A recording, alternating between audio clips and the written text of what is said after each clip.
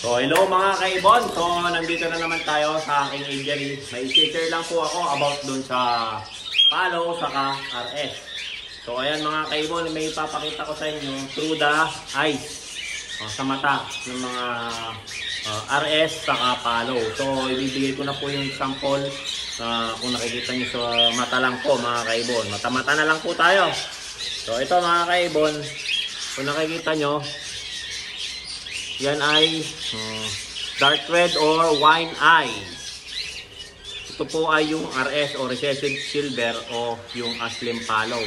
So ito naman po yung Palo.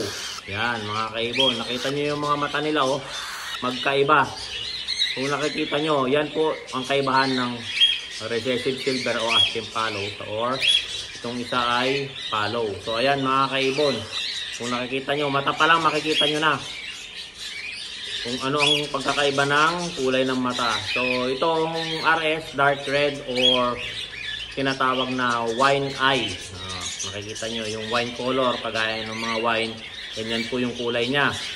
Ito naman, light red talaga, makikita nyo, or red. Ayan mga kaibon, kung nakikita nyo.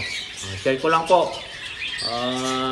para hindi kayo malito. Minsan kasi itong RS, pagkakamalang Palo, pero sa true breeding po mga kaibon kasi sa mga dating unang mga breeders na kakagaya ko din, napaghahalo ko pa rin yan, napag-pair ko pa rin po sila, pero may naglalabas po niyan puro red eye, pero minsan ganito yung kulay, minsan ganito. So RS Palo yung pinaghalo natin. So karamihan po kasi ganun nun, hindi po natin alam. So ganyan po ako noon, basta red eye na iba yung kulay, Palo na. So ayan po yung kaibahan ng RS saka Palo. So ayan mga kaibon, sana makatulong po sa pag-share ko. So don't forget to subscribe my YouTube channel, Warren Palakpak Kaibon, at ang aking Facebook page, Warren Palakpak Kaibon, at ang aking Facebook, Warren Palakpak Mr. Tigasin. So ayan mga kaibon, ang pagkakaiba ng RS saka Palo.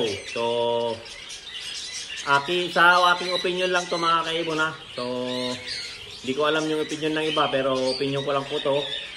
Yan po yung pagkakaiba. So ayan, pa-like and share na lang po. Sana makatulong po. At kung hindi pa nakapollow, pa-follow na lang po mga kaibon, para may yung sakali may dadagdag pa po akong mga tip dito sa aking aviary. Lahat po ng kaalaman ko, share ko po sa inyo para naman po makakuha kayo ng idea. So ayan mga kaibon, hanggang sa muli, paalam!